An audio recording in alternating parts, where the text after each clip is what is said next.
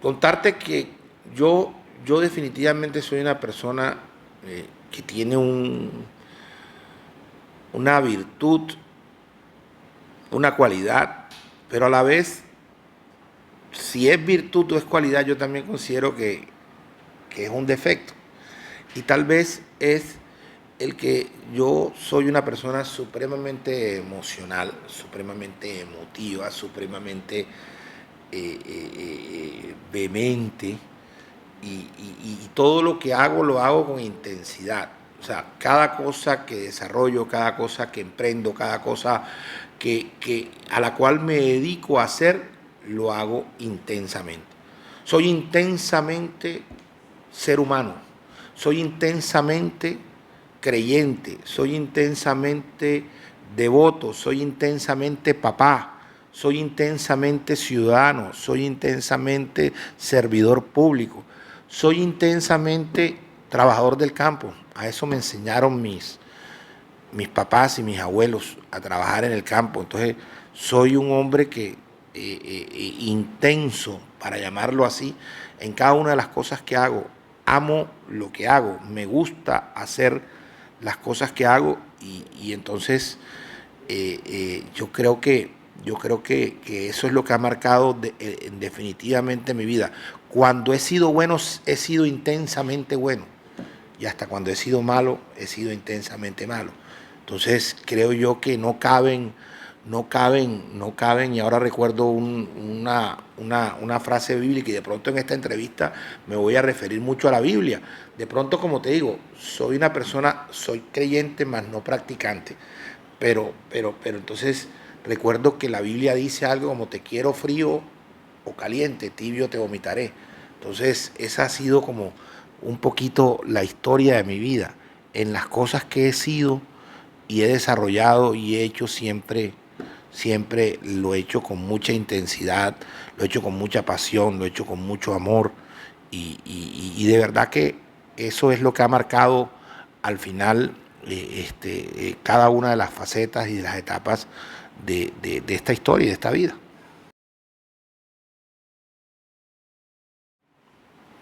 El primer recuerdo fue que una vez que me llevaron a Romelio Martínez. O sea, me acuerdo tanto. Mi abuelo era directivo del Junior. Mi abuelo, su nombre, Mario Abello Lobo, está ligado completamente a la historia de Junior.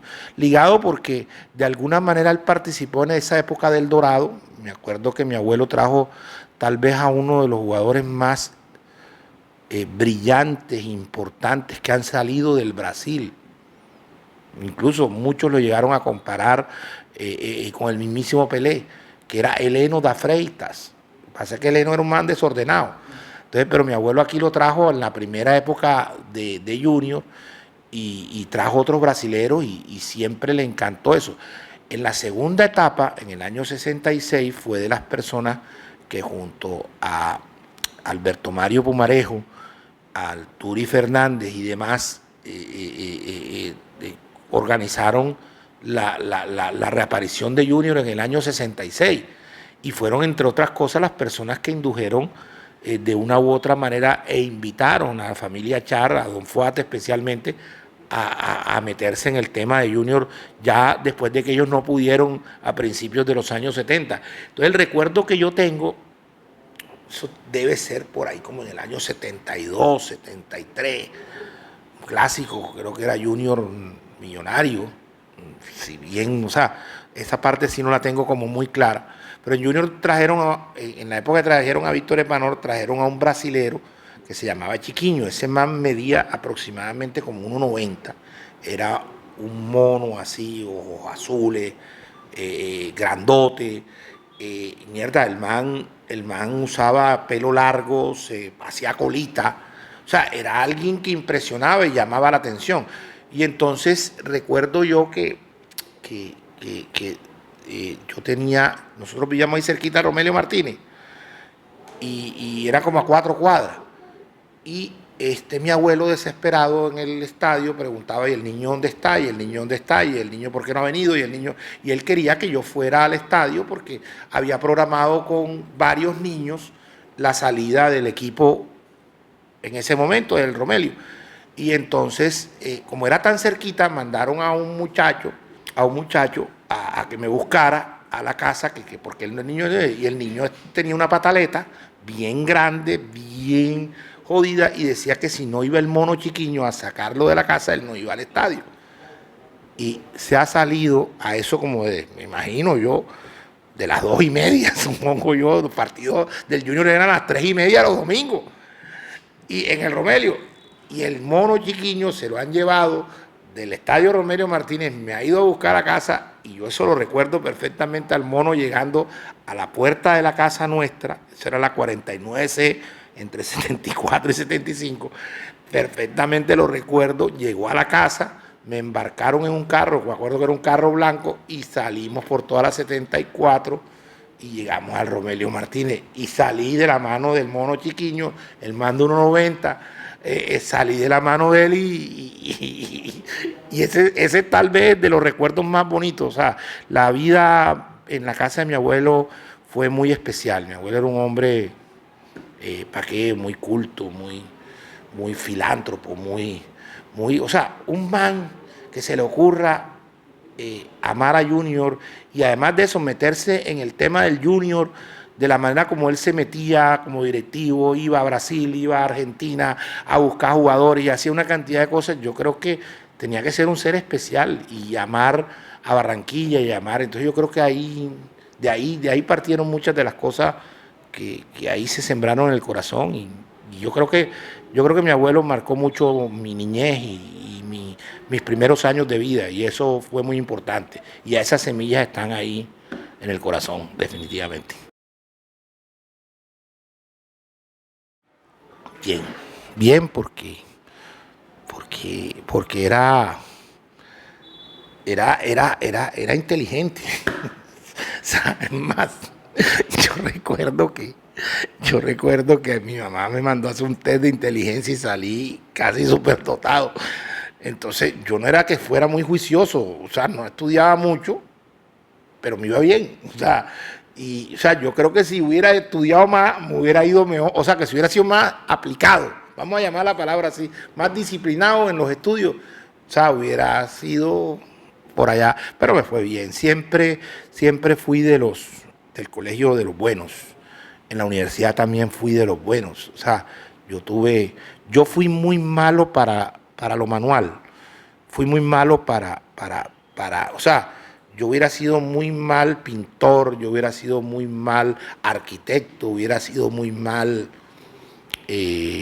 no sé, si escultor, alguna vaina de esa, hubiera sido muy malo. Pero bueno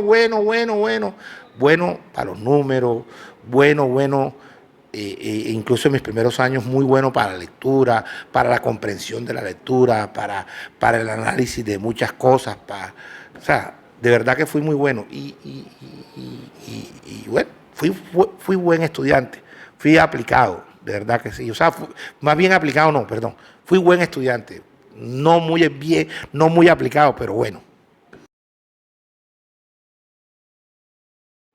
No, definitivamente es jugar fútbol. O sea, jugué varios deportes. Jugué fútbol, y jugué béisbol también.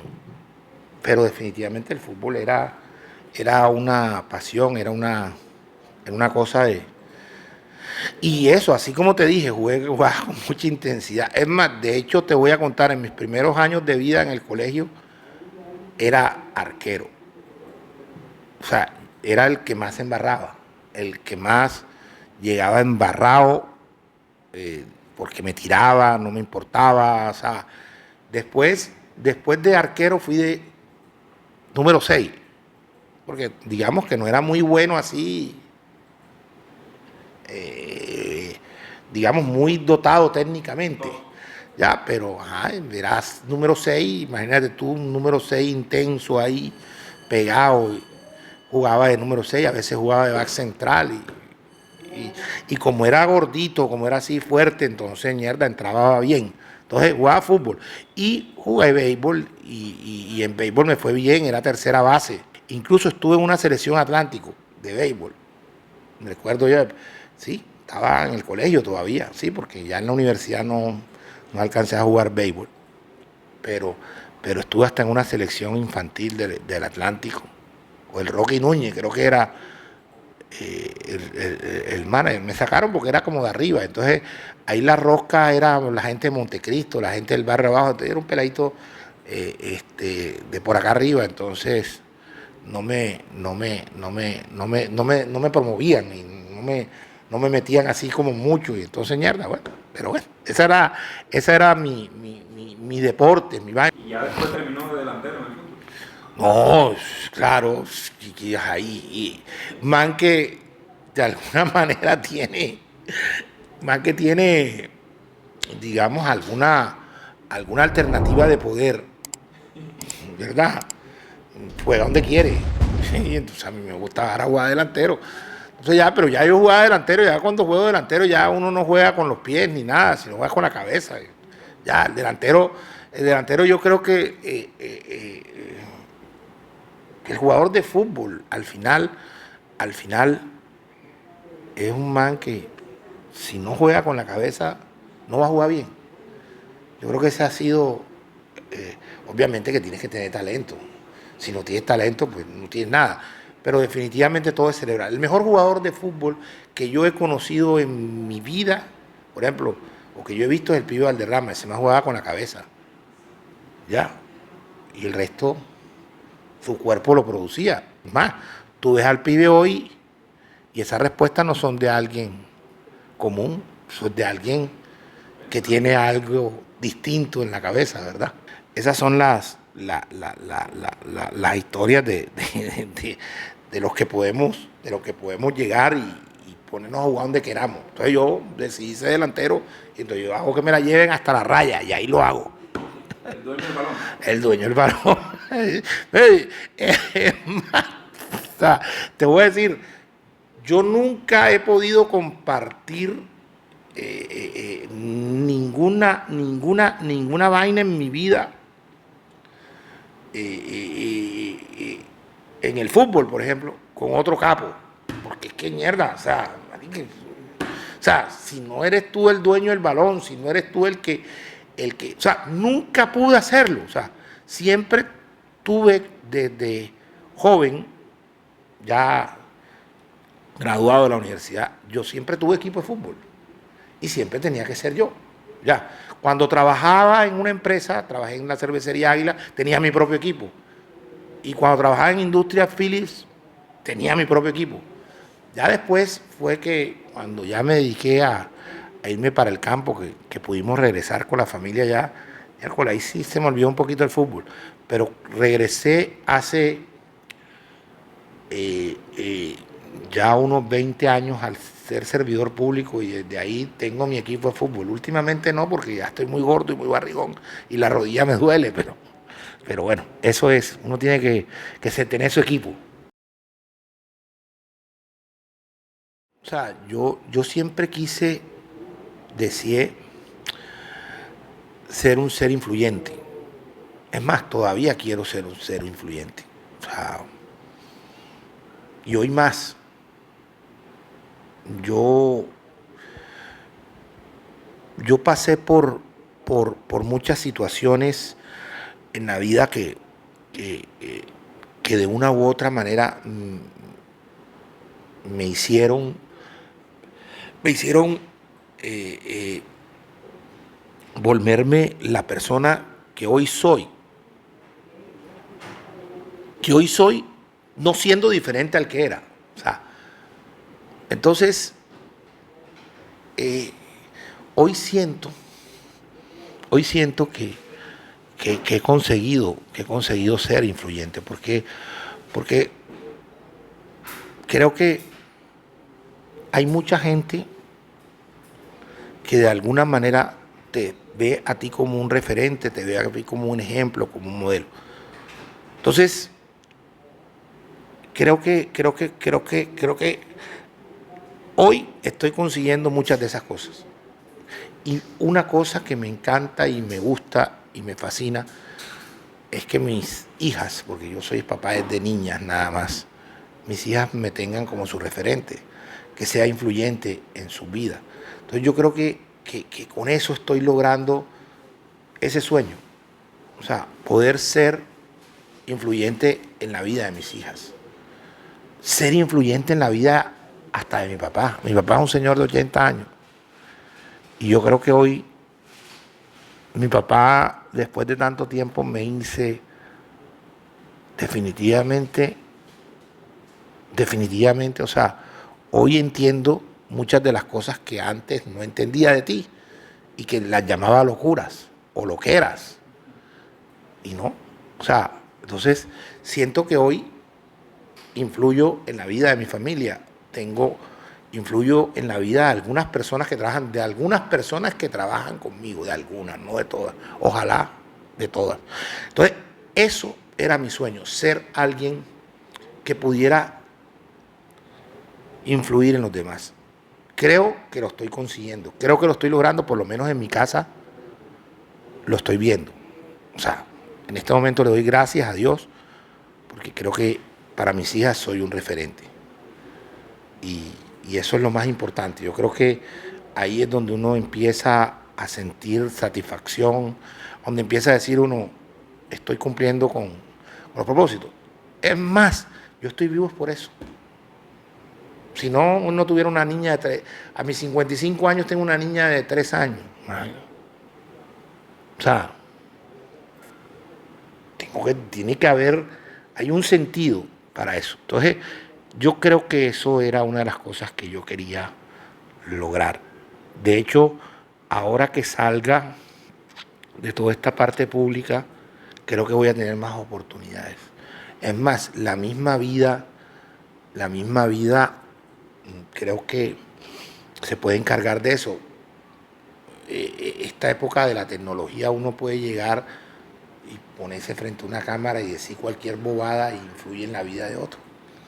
Entonces tiene más oportunidades. Antes no, antes tenía uno que ir a poner un telegrama a Telecom, ¿verdad? Tenía que ir a poner un aviso a Radio Libertad.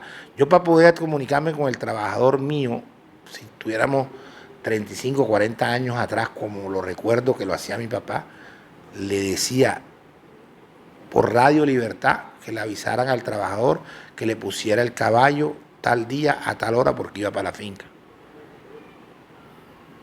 Yo voy con el trabajador mío, hago hasta videollamada. Bendito Dios. Entonces, eso, Ronald. Eso definitivamente, ser alguien que pudiera influir en los demás.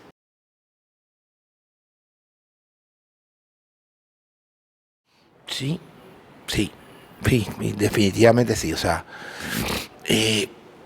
mira, cuando arrancamos este proyecto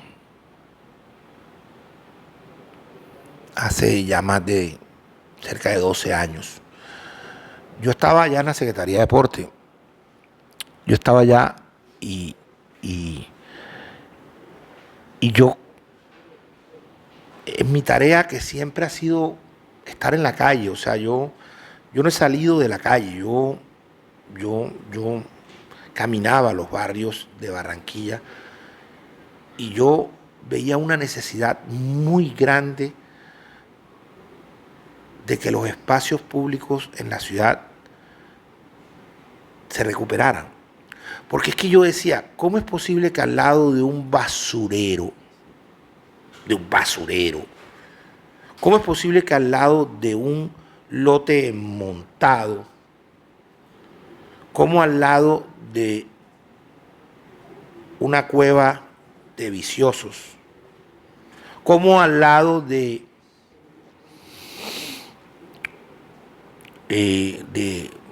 un sitio oscuro, cómo pueden estar unos niñitos viniendo a entrenar?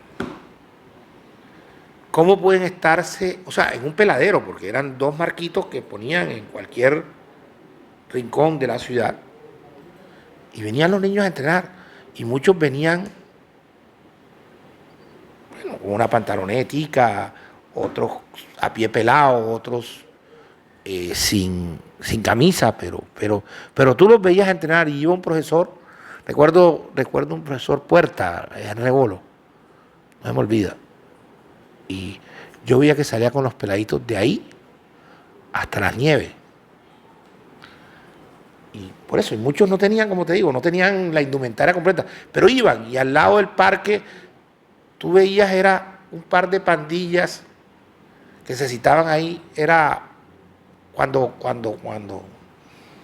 digamos, el vicio les estallaba y les explotaba, se citaban, era para matarse. Entonces, tú decías, en ese momento que uno veía tantas esas cosas y decía, oye, ¿qué tal que esto estuviera bueno? ¿Qué tal que esto estuviera recuperado, iluminado, que esto tuviera un buen piso, tuviera una infraestructura diferente, enmayado, las porterías estuvieran buenas? ¿Qué tal esto? Y Dios me dio también esa oportunidad. Porque es que yo veía y en ese momento yo decía, o sea, yo veía muy lejos que eso pasara. Y, y yo me iba a quedar en la Secretaría de Deporte. Iba a seguir siendo en ese momento el secretario de Deporte. Eso era lo que yo creía. Eso era lo que yo creía, lo que yo esperaba y lo que yo deseaba. Pero Dios tenía otro plan. Y Dios me hizo ver esas cosas, pero ¿para qué me las hizo ver? Para que el gobierno siguiente, que fue el gobierno del Noguera, yo tuviera la oportunidad de poder desarrollar todas esas cosas que yo en ese momento, que estaba ya en la Secretaría de Deporte, pudiera hacer y lo pudiéramos lograr. Y entonces eso mismo que yo vi, a ese mismo profesor, después lo vi llegar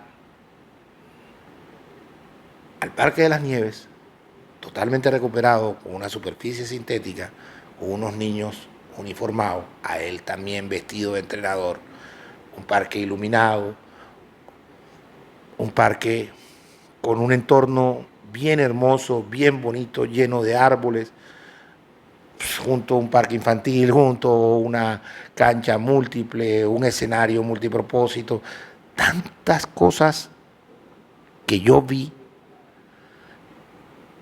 y que yo pude decir definitivamente qué bueno que yo haya podido participar de todo esto.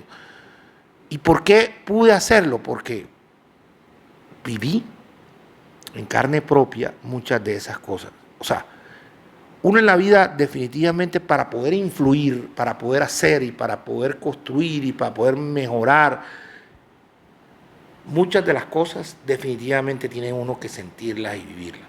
Entonces, eh, eh, yo no hubiera podido influenciar en nada, incluso ni en los mismos gobernantes, si yo no hubiera visto las cosas que yo vi.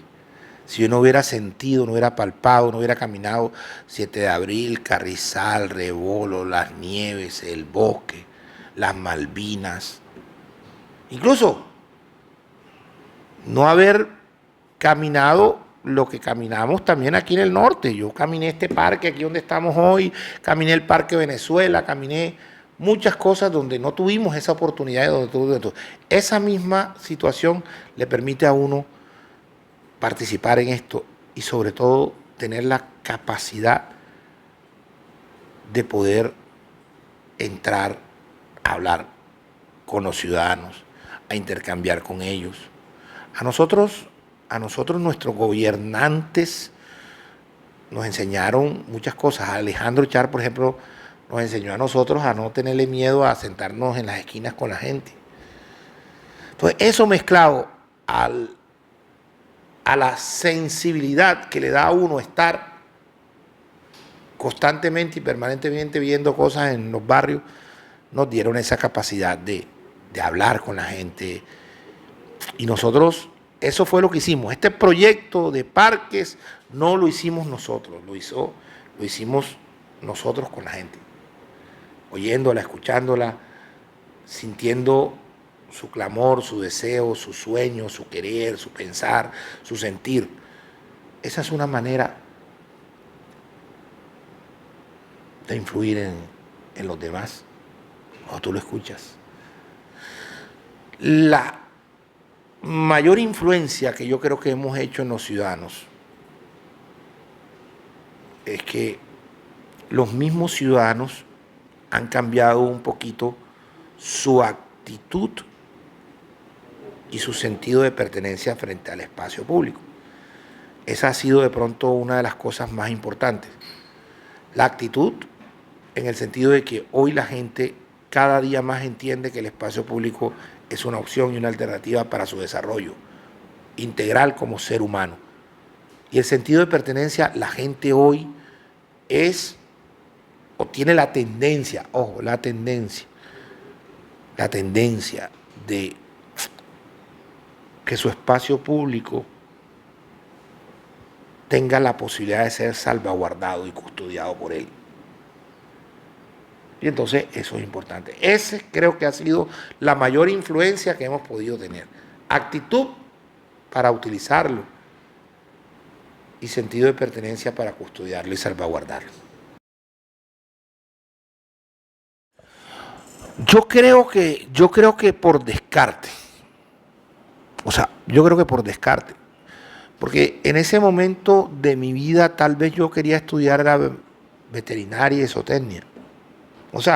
Te soy franco, porque estaba muy conectado con, en esa época de juventud, estaba muy conectado con lo que mi papá hacía.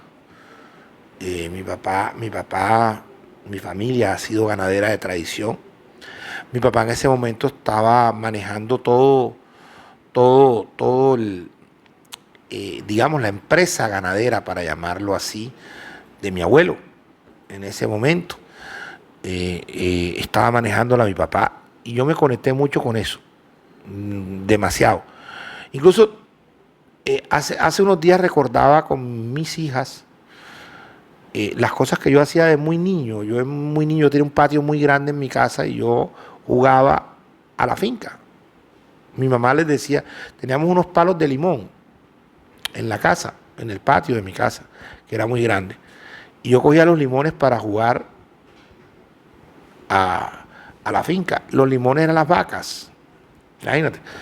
Y entonces las vacas, obviamente, y los terneritos eran los limoncitos pequeños. Es más, mi mamá me regañaba porque me cogía los limoncitos pequeños. Pero bueno, lo que te quiero decir al final es que yo estaba muy conectado con eso. Completamente conectado con el tema. Pero mi mamá, que era una mujer, o es todavía, aún, porque bendito Dios vive, mi mamá quería que yo fuera ingeniero. Y de pronto, en ese momento, la ingeniería industrial era como el ingeniero administrador, un ingeniero administrador. Entonces, mi mamá quería que yo estudiara ingeniería civil o ingeniería espacial, no sé, alguna otra, o de petróleo, alguna vaina que fuera ingeniero, sí. Pero yo al final dije, mierda, si estudio ingeniería industrial, eso está muy cerca de que yo pueda ser el administrador de mi empresa ganadera. Porque es que mi mamá no quería que yo estudiara veterinaria. Y estudié ingeniería por esa razón, ingeniería industrial. Porque era la que más se acercaba de alguna manera a que yo pudiera hacer algo diferente. El ingeniero industrial era, como te decía, el ingeniero administrador. Y decidí estudiar eso. De hecho, yo me fui a estudiar a Bogotá. Yo estudié un año en la Universidad de los Andes. Como ya era buen estudiante y pasé sin examen, a mí solamente me tocó hacer una entrevista y el tipo que me hizo la entrevista me dijo, es un honor para nosotros tener una persona como tú aquí en la Universidad de los Andes. Imagínate, la Universidad de los Andes, la mejor universidad de Colombia. Yo estudiaba allá, pero yo tenía una conexión muy grande y me vine porque quería estar pendiente del negocio de la finca. O del negocio de la finca no, quería estar en la finca, disfrutármela, gozarme, porque el negocio para eso estaba mi papá. Ya. Y me vine eso, y negocié con mi mamá y me vine a estudiar aquí a la Universidad del Norte y seguí estudiando ingeniería industrial, pero era para estar cerca de la finca porque no aguantaba no ir a la finca los fines de semana. Todavía hoy hoy, si yo no voy a la finca, te lo digo sinceramente, Ronald, no, no me siento estable. Yo a la finca la llamo mi sala de psiquiatría. Y hoy, bendito Dios, puedo disfrutármela, puedo gozármela y puedo estar y eso es así. Entonces, eso era lo que yo quería estudiar. Yo las cosas que tengo hoy, prácticamente todas las heredé de mi papá, pero yo heredé, recuerdo yo cuando hace unos 20 años, 22 años por ahí, sí, nosotros pudimos, sí, 22 años, pudimos regresar a la tierra que nos había tocado dejar por la violencia que había y hace 22 años regresamos a una montaña, no a una finca. Eso era una montaña, o sea, tantos años de desatención, tantos años, no había cerca, o sea, el monte había crecido tremendamente. Y de 22 años para acá, junto a mi papá nos dedicamos a, a volverla a hacer. Entonces, ¿cómo no aprender uno tanta vaina? O sea, hoy de verdad que, hoy podríamos decir, y me enorgullezco mucho de eso porque lo he hecho con mi papá, y yo he sido el único, porque de mis hermanos los demás no les gusta la vaina, y ya.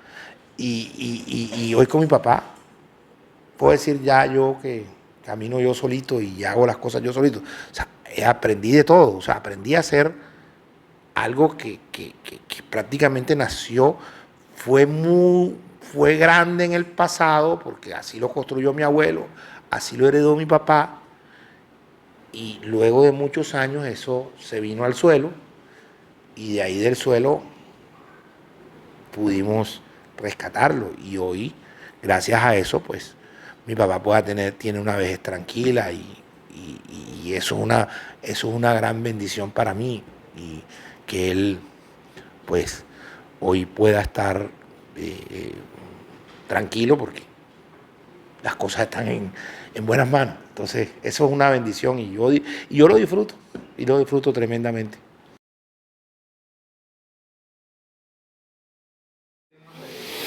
No, pero me hubiera frustrado. O sea, me hubiera frustrado porque es que pasamos por unos tiempos difíciles. Mira, Colombia en ese momento en el que yo era joven, te estoy hablando de finales de los años 80, Colombia vivió un fenómeno de violencia supremamente grande, supremamente grande. Inicialmente en el campo el fenómeno guerrillero tuvo un impacto muy fuerte y posteriormente el fenómeno paramilitar que terminó por allá a principios de los 2000. O sea, yo hubiera tenido una frustración grande. Fueron cerca de 20 años que vivimos en la violencia. O sea, yo hubiera estado lejos de lo que quería. Entonces, hasta para eso te puedo decir que Dios tiene propósito. O sea, yo esos 20 años de mi vida, de una cantidad de cosas, fue donde me dediqué precisamente a estas cosas. O sea, a trabajar, a trabajar. Yo inmediatamente nosotros no pudimos. O sea, yo cuando me metí a estudiar aquí posteriormente yo trabajaba en empresas desde que era estudiante.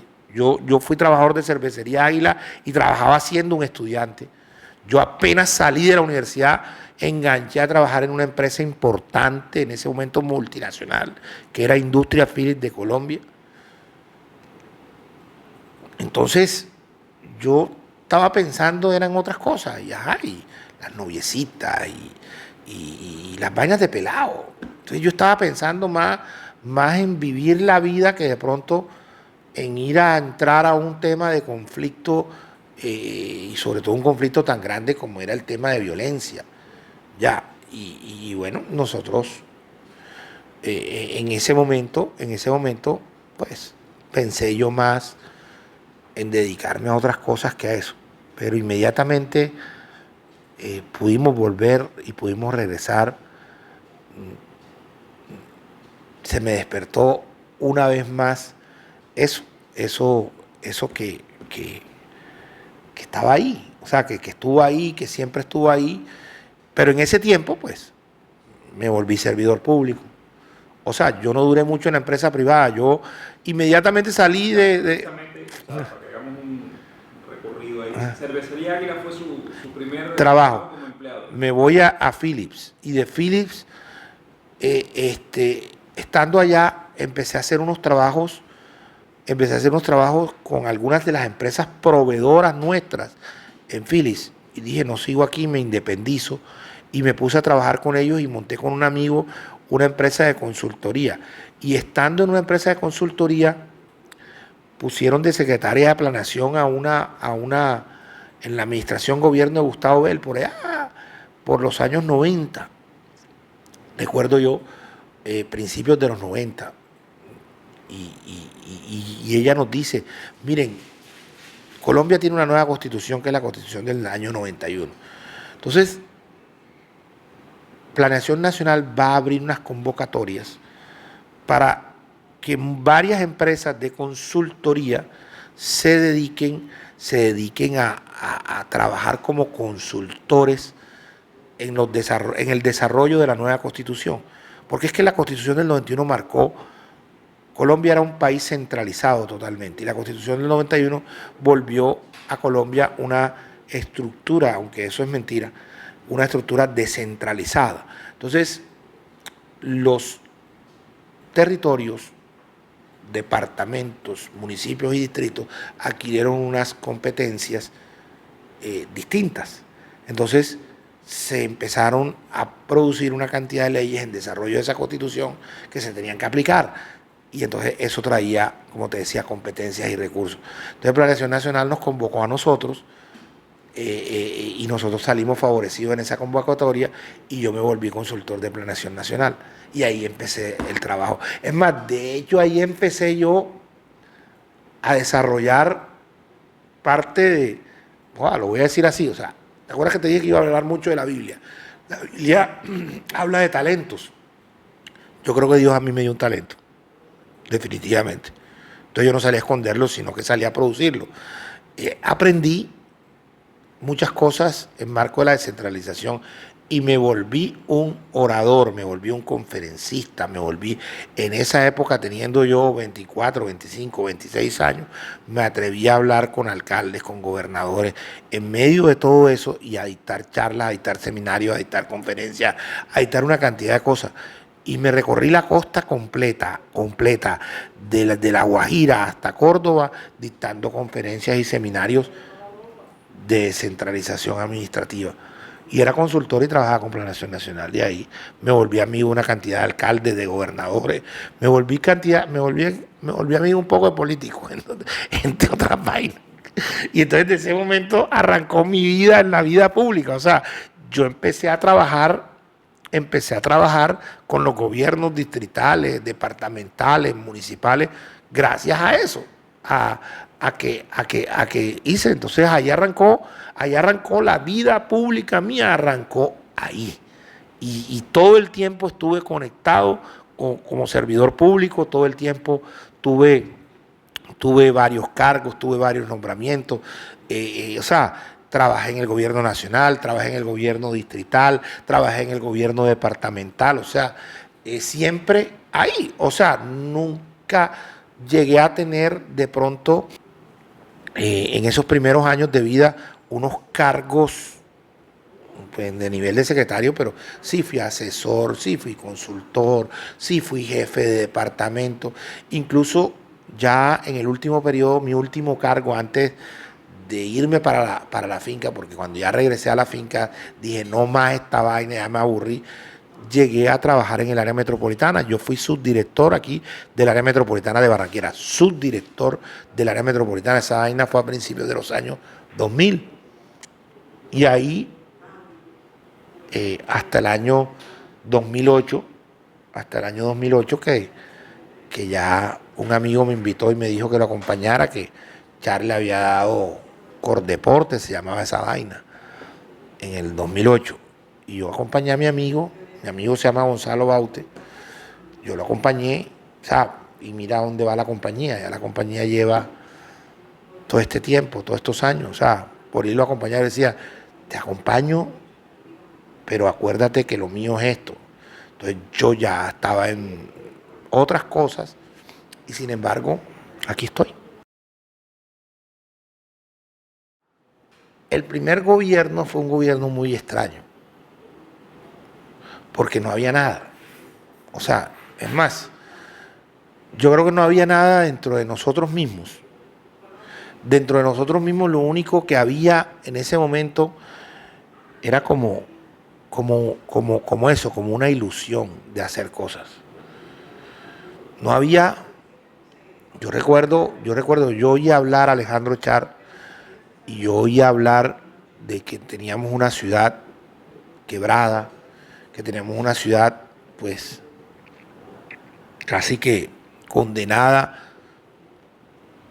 al subdesarrollo, condenada a no tener posibilidades, a no tener alternativas, porque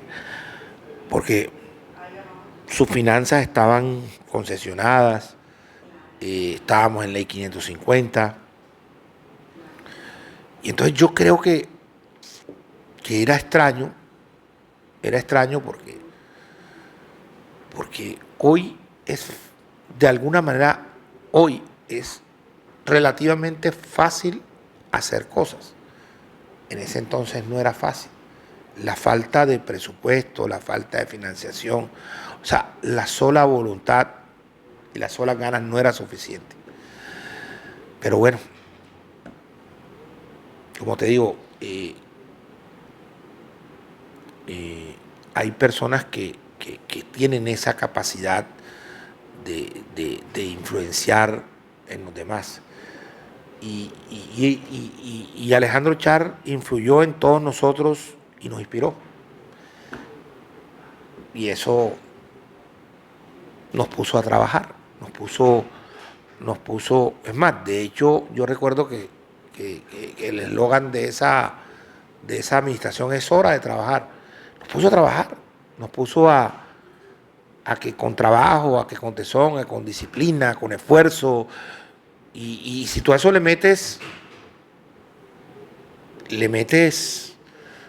ánimo, le metes pasión, le metes ganas, las cosas se pueden lograr.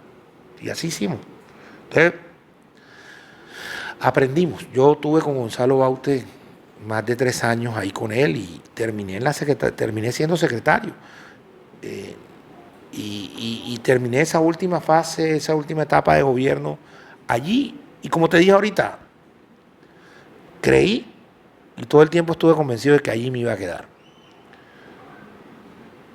Y yo creo que una vez más sucedió eso que sucede, no es lo que tú quieres, no es lo que tú esperas, no es lo que tú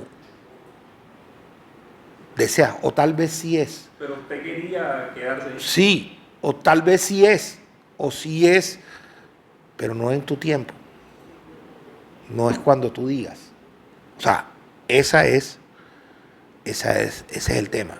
O sea, muchas de las cosas que tú quieras hacer o que esperas o aspiras a hacer en la vida, nunca dejes de luchar por ellas. Pero sí tienes que entender que no es en el tiempo tuyo. Es en el tiempo de Dios. Así lo veo yo. Tal vez otro no. Tal vez para otro sea de otra forma. Pero tampoco era mi tiempo y no era mi momento. Entonces, mira, hoy comprendo, después de 12 años, que es para otra cosa y que Dios te tiene para otra cosa. Si hubiera seguido allá, si hubiera continuado allá, tal vez no estuviéramos hablando tú y yo aquí.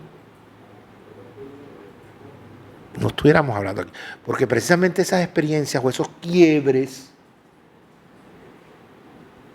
también le enseñan a uno y dice, epa, yo quería esto era lo que yo deseaba, esto es lo que yo aspiraba y quería quedarme. ¿Por qué no me habré quedado? Voy a revisar. Y esas cosas le sirven a uno para mejorar. Entonces mejora. Y si mejora, entonces tiene la opción y la oportunidad de producir buenos resultados. En la vida se necesita eso, entender eso. Por eso te hablaba de las lecturas. Yo en ese momento leí y dije, epa, aquí hay algo que no está bien, porque lo que yo quería hacer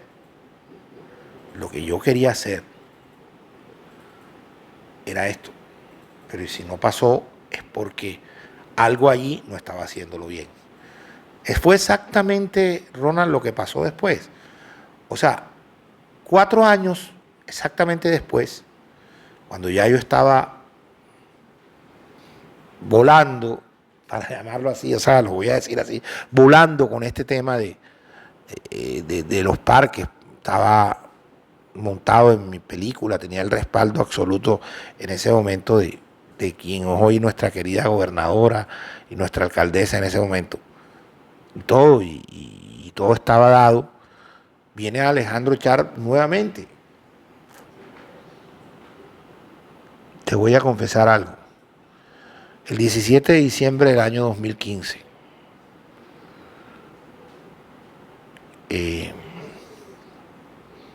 Alejandro Char me ratificó para continuar en mi cargo. En ese momento eso se llamaba foro hídrico. Pero más que foro hídrico eran los parques. O sea, me ratificaron para continuar y para seguir haciendo parques. Y ese mismo día yo llamo a mi señora y le digo a mi señora, mi amor, conseguimos, lo logramos. El MAN me ratificó y tal. Y eso fue un evento bonito, también un espacio que significó mucho para mí y me marcó mucho. Fue en el Parque de San Pío, en el bosque, cuando con la alcaldesa Elsa Noguera iniciamos el primer gran parque que íbamos a hacer para el suroccidente de Barranquilla. Y fue un día especial porque después de que me ratifican y llamo a mi señora a decirle y a contarle, me dice mi señora, bueno, mi amor, va chévere, pero te acaban de programar un cateterismo para el día de mañana. Y yo, bueno, bacano, ¿no? Entonces, con la alcaldesa, Albert, vamos a celebrar. Y yo, bueno, no puedo, porque que mañana que me van a hacer un cateterismo. ¿Y qué? Oye, ¿y qué un cateterismo? Entonces, yo eso lo veía como si me fueran a sacar la sangre, ¿verdad? Uno va al laboratorio temprano y después de eso se va y sigue la vida normal. Bueno, el bendito cateterismo resultó con que yo tenía 4 arterias totalmente tapadas. Yo esa semana, previo a todo eso, me habían pasado muchas cosas. Esa semana jugaba Junior con Nacional. Era final en el 2015. El partido aquí fue miércoles. Esa misma semana habíamos quedado, o sea, era 12 de diciembre. Esa semana habíamos quedado campeón en un torneo de barrio.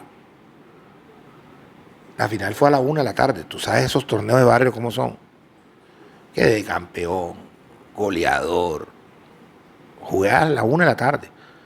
El miércoles jugó Junior aquí. Me metí una pea en la final de ese día. Junior ganó 2-1. La final de 2015. Tronco de pea que me pegué ese día. Y bueno, el viernes me ratifican. Miércoles, viernes me ratifican. El sábado voy a mi cateterismo. Y fue una semana de mucho contraste, fue una semana de muchas cosas. Y a ti te dicen que tú tienes 4 arterias totalmente obstruidas. O sea, las arterias mías estaban completamente llenas de grasa. Y cuando tú tienes las arterias llenas de grasa, tú no tienes manera que la sangre circule por tu aparato circulatorio. Y cuando eso no funciona, normalmente eso lo que te hace es que te crea un trombo y ese trombo te genera un infarto y te mueres. Y mañana preguntan, oye, ¿qué se murió Ronald? ¿De qué se murió Alberto? Y la respuesta, no, de repente le dio un infarto y se murió y ya. A ti nunca te hacen una autopsia por eso. Ya, te muerte natural. O sea, yo nunca hubiera sabido lo que tenía. Tenía 4 arterias totalmente. Una persona, en el estado que yo llegué ese sábado, ¿quién entiende que el domingo haya jugado fútbol a la 1 de la tarde en una cancha de barrio de Barranquilla? ¿Quién entiende que el miércoles se haya zampado la pea que me zampé yo? Y estaba vivo. ¿Quién entiende ese estrés que yo vivía hasta el viernes 17 de diciembre pensando en que me iban a ratificar? ¿Tú imaginas la ansiedad de un ser y cuando 4 años más, 4 años atrás, en el último segundo, en el último minuto te dicen, no, ya no vas a ser secretario de deportes, sino que vas a ser asesor del despacho y vas a trabajar vas a trabajar en otra cosa, distinta a lo que tú querías o a lo que tú deseabas? O sea, mira todas las vainas que me estaban pasando, o sea, que me estaban ocurriendo. O sea, yo no debía estar vivo. Y sin embargo, estaba vivo. Es más, el médico me dijo a mí, el que me hizo el cateterismo me preguntó y me dijo, ¿tú tienes alguna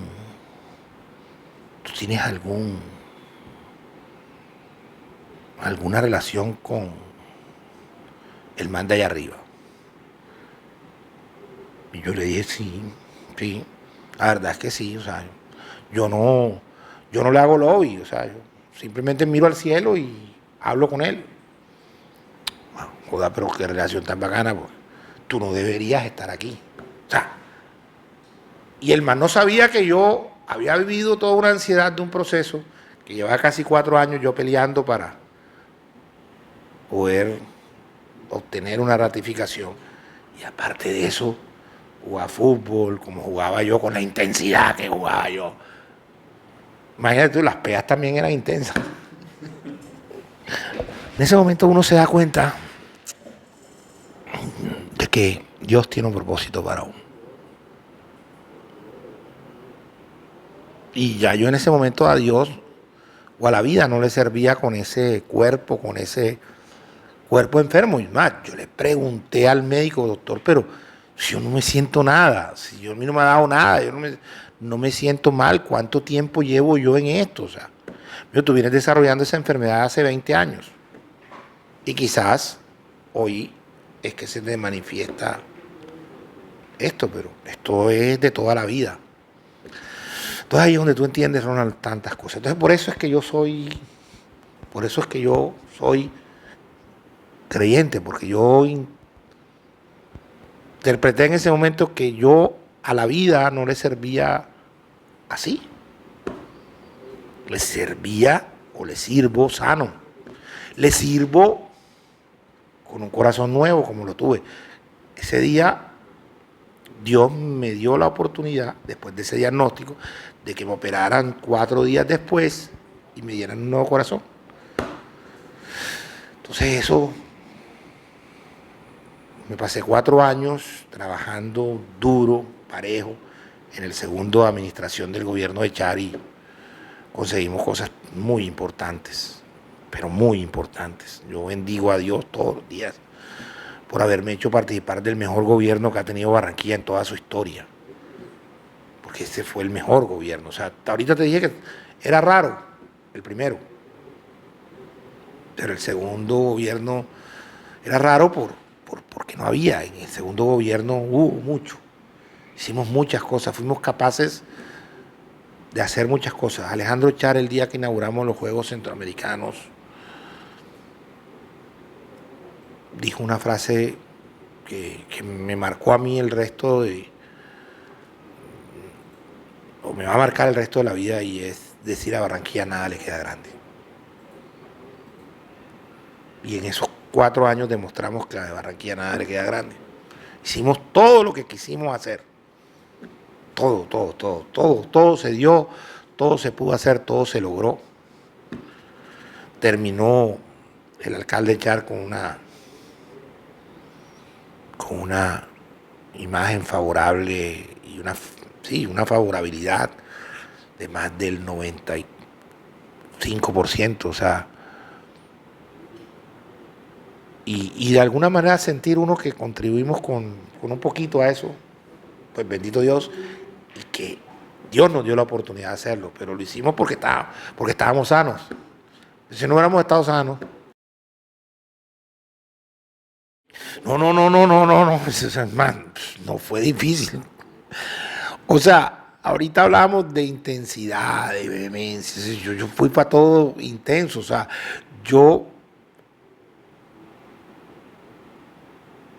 a mí me operaron el 23 de diciembre del 2015. Y el 17 de enero del 2015 yo estaba caminando las calles de la ciudad con Alejandro Char. Recuerdo que fui en Bermuda con mis heridas, porque a mí me sacaron, para hacerme los puentes, a mí me sacaron venas de todos lados. Es más, a mí el médico, para contarte ahí de rapidez una historia, me dijo: voy a tratar de no tocarte las piernas. Uno tiene las venas con las que uno viene o trae. El cuerpo de uno es tan perfecto que trae hasta de repuesto. Hasta repuesto trae. Entonces hay unas venas que se llaman las safenas. Entonces uno tiene safenas aquí en el pecho y tiene safenas en las piernas. Entonces me dijo: voy a tratar de no tocarte las piernas. O sea, creo que con las safenas te voy a hacer los puentes. Yo lo que tengo son unos puentes. O sea, a mí me dejaron mi arteria vieja y la nueva, o sea, me hicieron una carretera nueva. Ya. Entonces me unieron. Imagínate, Ronald, que el médico me dice: voy a tratar de no tocarte las piernas. Y cuando yo me despierto, me encuentro que la raja que yo tenía en esta pierna era de aquí, aquí. Y yo: este no me dijo que no me iba a tocar la pierna. Y me veo la otra y tengo una raja de aquí a acá. O sea, casi no me alcanza el repuesto. O sea, casi no me alcanza el repuesto. O sea, así sería de destruida que yo tenía esa bendita carretera, de verdad. Entonces, o sea, mi cirugía fue una cirugía difícil. Yo duré prácticamente casi 9 horas en cirugía. O sea, no fue nada fácil. Viví momentos de crisis en la cirugía. Estas cosas las cuentan los médicos, yo no. Pero yo salí, o sea, yo no salgo de UCI al día siguiente. Yo no salgo de UCI al día siguiente porque era 25 de diciembre. O sea, a mí me operan 23. Obviamente tenía que pasar todo el 24 ahí. Pero el 25 era festivo, entonces no había quien me diera de alta. O sea, un día complicado. Tuve 25 de diciembre, salí el 26 a las 7:30 de la mañana, yo estaba afuera. Pero me hubieran podido sacar el día anterior. Pues por la misma intensidad. Y salí de la clínica el 30 de diciembre. Pasé el 31 de diciembre en mi casa. Celebré y recibí el nuevo año con mis hijas. Y el 17 de diciembre ya estaba en la calle. Pero por la misma intensidad, por la misma ganas. O sea, la recuperación la pasé con la misma. Y lo mejor que me pudo haber pasado durante todos esos 4 años fue trabajar. O sea, mi terapia fue el trabajo. Mi terapia fue eso, fue trabajar, fue hacer todo lo que hicimos, como te digo yo, en esos 4 años al lado de este gran líder como es Alejandro Char. Al final de todo ese tiempo y de todo eso, pues recibo la bendición de que voy a ser papá otra vez. O sea, yo después de mi cirugía, con mi señora nos pusimos a pensar, nosotros tenemos niñas y ya pensamos en la posibilidad de tener un niño. Ya habíamos perdido hasta esa posibilidad. Y de repente un día mi señora me dice en el 2019, estaba embarazada, ¿sí? En 2010, finales del 18 creo que fue, sí. Sí, la niña nació en septiembre de ese año, ¿sí? Sí, finales del año, o no, finales no, a comienzos de año, en enero. Sí, fue así. En enero me dice, estoy embarazada. O sea, eso no lo teníamos ya entre los planes porque pensábamos que ya casi 4 años después de la cirugía, pues ya no había opción. Y bueno, y resulta que Dios me bendijo con... o sea, puedo decir que confesar ahora que hubiera querido que hubiera sido niño. Imagínate tú lo que me divertiera con ese peladito, pero no, es niña. Y Dios tiene su propósito. Y así la recibimos y bendito Dios, y soy papá otra vez. ¿Sí? Bueno, es más, son las que han hecho mi vida mejor. O sea, tú lo acabas de decir, mi mamá, Elsa Margarita Noguera, sí, mi abuela. Uy, yo me acuerdo mucho de mi abuela. Todos los dichos todas las cosas que yo aprendí de esa sabiduría popular de mi abuela, las tengo. O sea, yo aprendí a hacer caso. Yo por lo menos en el núcleo familiar, yo a mi mujer y a mis hijas le hago caso. ¿Sabes qué? Aprender a hacer caso. Yo aprendí a hacer caso a Dios, aprendí a hacer caso a mi jefe y aprendí a hacerle caso a mi mamá y aprendí a hacerle caso, o sea, la misma vida. Y yo hago caso. En mi casa, eso sí te voy a contar una vaina. Yo soy machista, a pesar de todo eso. A pesar de que las mujeres son las que han... Yo soy de los que yo pienso en que las mujeres mandan y mandan bien. Pero uno al final es el que tiene que dirigir el gobierno. Eso es lo que pienso yo. O sea, yo digo, las mujeres mandan. En mi casa manda mi mujer, mandan mis hijas. Ellas son las que mandan. Pero uno tiene que tener la responsabilidad. Hace unos días se graduó mi hija mayor del colegio. Sí, porque yo fui papá ya también veterano. Mi hija mayor se graduó. Y yo nunca dejé que su mamá, yo nunca permití que nada de lo que tuviera que ver con ella, con su educación, con su atención y su calidad de vida, o sea, la mamá tenga que ver con eso. Eso es un deber de uno, del papá. O sea, por eso te digo, parece machista esto que te estoy diciendo yo, pero no es machismo. Yo siento que uno es cabeza y que tiene una obligación y que tiene que hacer y que tiene que ser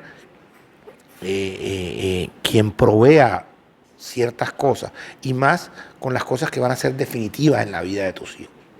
Entonces, no tengo que ver en mi casa con nada. O sea, mi mujer hace todo, administra todo, maneja todo, da las órdenes y todo. Pero uno al final tiene que ser eso, cabeza, testimonio, ejemplo. Tiene que ser el proveedor. Para que todas esas cosas, para que puedas administrarlas bien y manejarlas bien y mandar bien tu mujer, tú tienes que ser o intentar ser como ese referente y esa cabeza de la casa. Eso denota responsabilidad. Entonces yo creo que, pero mis hijas y yo tenemos una relación buena, muy buena. Yo trato de, y yo le pido a Dios eso, de que me permita hablar en el idioma de ellas, que me permita entenderla, o sea, y ya hoy mis hijas, es más, oye, eso no lo he contado, mis hijas intermedias son gemelas, o sea, son 2. Eso también es una bendición, o sea, es una bendición doble. Y entonces, y ellas son iguales pero diferentes, entonces eso me permite en el tiempo acomodarme y ajustarme porque, por ejemplo, ya están hoy siendo adolescentes y a pesar de que son iguales pero diferentes, o sea, trato de interpretar y entender su idioma y poder hablarles en el idioma que les puedo hablar. Y la chiquita o sea, es lo que ya, ese es el amor completo, ya, o sea, el pedacito que hacía falta para que todo sea perfecto.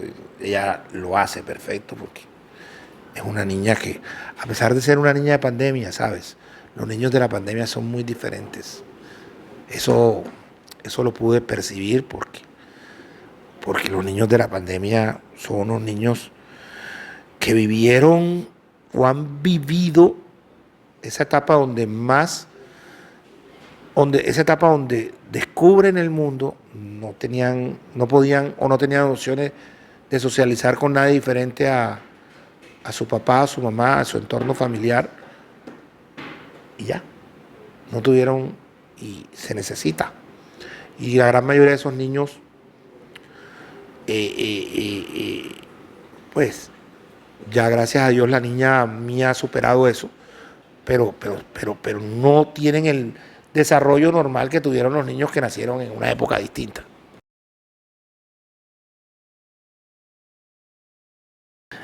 Sí, indudablemente. O sea, yo no puedo negar esa situación. O sea, yo nací, si se puede decir, o sea, yo nací en cuna de oro. O sea, yo soy producto de unas familias que, a pesar de no ser unas familias ultra, mega, super millonarias, o si eran unas familias que tenían un cierto acomodo y privilegio dentro de la estructura social y económica de la ciudad. Y yo tuve siempre eso, o sea, la posibilidad de estudiar. Yo estudiaba en el mejor colegio de Barranquilla de ese momento. Mi colegio, el Liceo de Cervantes, era el mejor colegio que había en la ciudad. No solo frente al tema de lo costoso, no, sino era en ese momento el colegio que mejor formaba a la gente en la ciudad. O sea, yo fui una persona que crecí, me desarrollé con todas las oportunidades del mundo. Pero eso no me hizo a que no se me presentaran también muchas cosas y muchas dificultades. Yo creo que a lo largo de esta historia hoy que hemos narrado, lo has podido ver. Entonces, eso lo hace a uno diferente, lo hace a uno distinto. O sea, yo creo que eso es lo que lo hace a uno, que uno pueda tener la opción y la oportunidad de llegar a los demás. Y cuando tú tienes seres que te inspiran, cuando tienes seres que te forman, que te llevan bien, las cosas te sirven para bien. En mi casa, a mí me sembraron principios y valores en mi casa. Y a lo largo de ahí, en adelante, tuve una formación estricta que ahora valoro. Antes de pronto no, antes fui rebelde frente a ella. Pero yo valoro, o sea, valoro lo estricta de haber sido mi mamá conmigo. Valoro mucho el hecho de mi papá siempre haberse opuesto a muchas cosas que yo quería. Y eso hoy me hace, y después haberme ido tropezando con tanta gente, o sea, con tanta gente que me enseñó cosas. Entonces, y si después ya de todo lo que te ha pasado, de todo lo que te ha ocurrido, de todo lo que has vivido, y ahora se te aparece un líder como lo decía yo ahorita, como Alejandro Char, una persona que para mí constituyó no solo la influencia, sino fue fuente de inspiración para muchas cosas. Te termina, ya eso es como la cereza del postre. O sea, yo trabajé y he venido trabajando con mucha gente a lo largo del tiempo y de los años, pero ya eso como que fue, dije, la cereza del postre. O sea, mierda, bacano, llegaste donde un man que le gusta sentarse en una esquina, le gusta sacar un papel, un lápiz y con la gente construir las cosas, mierda. Eso fue lo que hice yo. O sea, esa ha sido las cosas en las que me la he pasado en la vida. Me he pasado todo el tiempo en eso. O sea, me he pasado toda mi vida, de alguna manera, teniendo esa opción, teniendo esa oportunidad. Y la tuve y la tengo. Y todavía hoy, después de tanto tiempo, la tengo y estoy aquí. Y todavía aún, ya este periodo se está terminando y todavía puedo sentarme con la gente todos los días y compartir con ella. Y importante, saber y reconocer, Ronald, en qué estás. Si tú eres servidor público y tú no eres capaz de entender eso, es difícil que pueda salirte bien lo que haces. Este aparato para mí ha sido una bendición. Este aparato me permite a mí conectarme con todo el mundo. O sea, es más, el man que me diga a mí que no tiene manera de conectarse conmigo, o que yo no le respondo, o que yo... Está echándote una carretilla, está echándote mentira. Porque yo este aparato, como te digo, me permite a mí hablar con todo el mundo. Con todo el mundo. Yo no hablo por teléfono con nadie. Yo hablo con mi mujer, hablo con mis hijas, hablo con el alcalde, hablo con mi jefe, con mi papá, con mi mamá. Y yo muy raro hablo con alguien de la comunidad. Pero a mí tú me escribes y yo no dejo de responderte y responderle a nadie. Porque creo que esto es un medio de comunicarme. Y adicionalmente eso, me gusta la calle. Y me gusta estar en la calle, me gusta estar con la gente y compartir con la gente. Y bueno, entonces si la gente es de cualquier lado del mundo y allí encuentras tú una oportunidad para ser mejor, eres mejor. Yo creo que a mí me han hecho mejor, la gente me ha hecho mejor funcionario. Así como mi mamá me hizo mejor hijo y mi papá de la misma manera me hicieron mejor hijo. Así como personas como los alcaldes que han trabajado y los jefes que he tenido me enseñaron a ser mejor servidor público. Así como mi mujer me enseñó a ser mejor marido y mis hijas mejor papá. La gente me ha enseñado a hacer mejor mi trabajo. Y no me voy a cansar de entender de que son los demás los que te ayudan, o sea, los que te ayudan a ser mejor y que tú necesitas de los demás. Necesitas de los demás. Ojo, hace un rato le venía diciendo a mi conductor eso. Tú necesitas de los demás, pero no esperes nada de los demás. Porque el día que tú esperes de los demás, ese día te asegura un camino de frustraciones. Necesitas de los demás, pero no esperes de los demás. Entonces, eso ha sido la clave para todo y eso ha sido lo que en definitiva me hace mejor.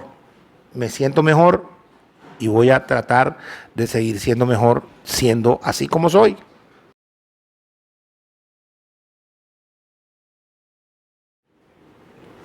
Yo siempre que tenga y me mueva acorde a los principios que te acabo de establecer, seguramente cualquier cosa que se me proponga, se me ofrezca o la vida me entregue la oportunidad de estar, voy a estar. Yo hoy obedezco, como te digo, a unas situaciones y a unas circunstancias que me trajeron aquí y te las he contado. esas mismas situaciones y esas mismas circunstancias son las que de alguna manera marcarán la posibilidad de yo estar o no estar. ¿Correcto? O sea, no hay otra. O sea, yo hoy, si mañana el alcalde de Barranquilla me dice a mí que desea contar conmigo, que quiere continuar conmigo, que quiere seguir, pues yo estoy en esa disposición porque creo, o sea, creo y considero que todavía, y ahorita hice referencia al pibe y te lo vuelvo a hacer, todavía no me da pereza levantarme a entrenar, como decía él. O sea, él decía, ¿qué día te vas a retirar del fútbol? Che, el día que me dé pereza levantarme para ir a entrenar. Entonces, a mí todavía no me da pereza levantarme para ir a entrenar. O sea, a mí todavía me dan ganas de venir aquí y hacer. Entonces, si mañana el alcalde de Barranquilla, si mañana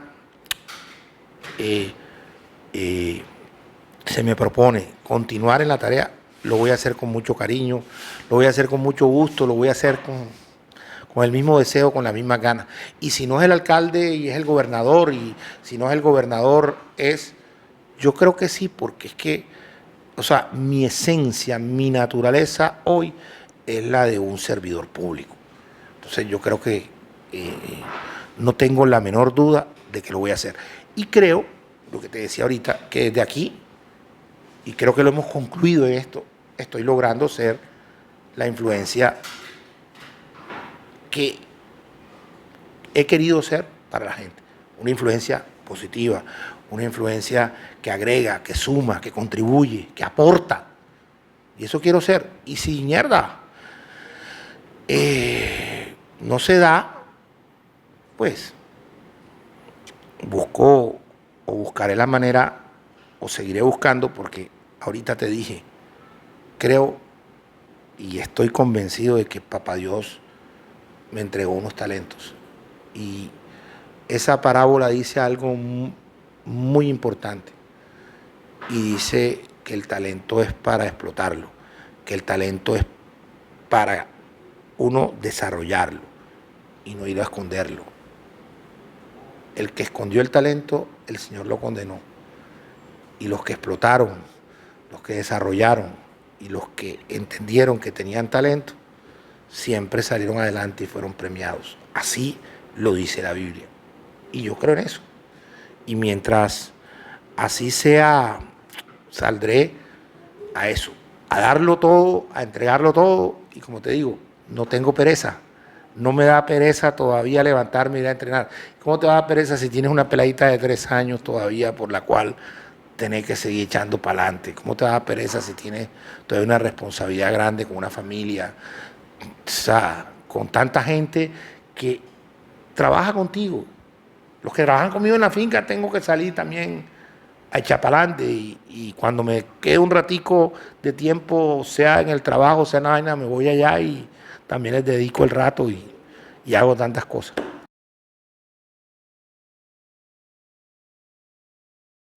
Yo también pienso que al final eso puede llegar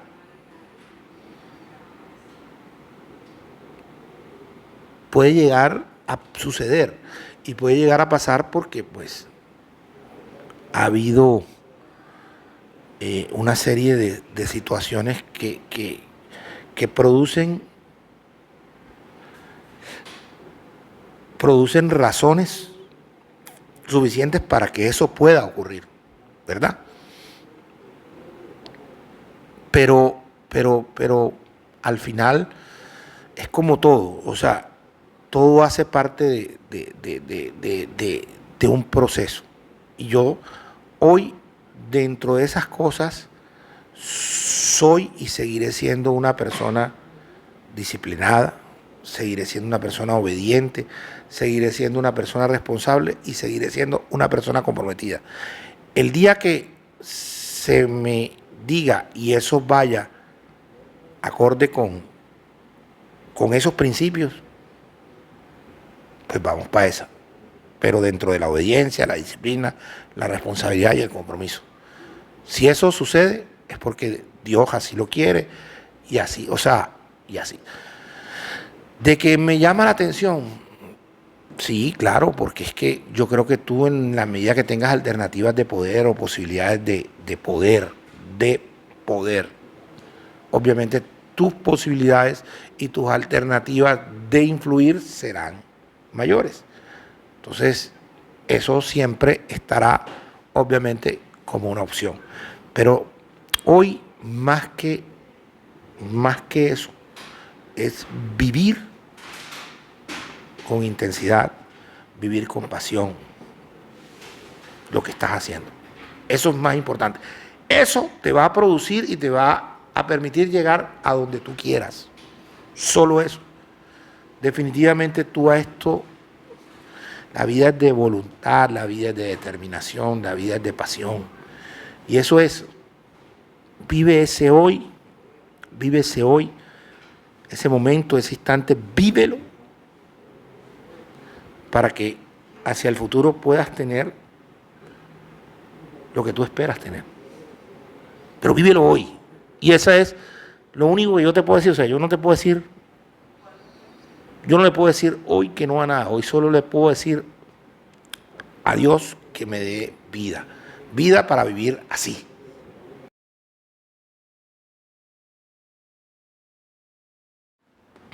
Que trató siempre de hacer las cosas bien. O sea, porque, a ver, en medio de todo esto, uno comete errores y comete equivocaciones, falla, ¿verdad? Pero nunca dejé o intenté de no hacer bien las cosas. Yo creo, al final,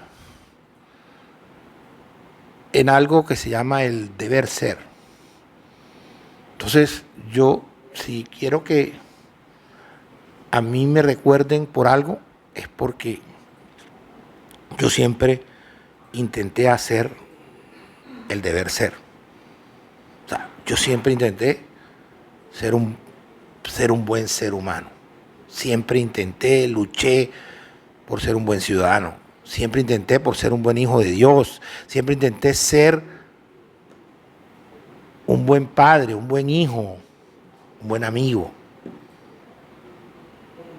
un buen servidor público. Siempre, o sea, no, de eso quiero, o sea, que no en ningún momento dejé de intentarlo, o sea, dejé de buscar, o sea, y yo creo que eso al final es lo que produce los buenos resultados.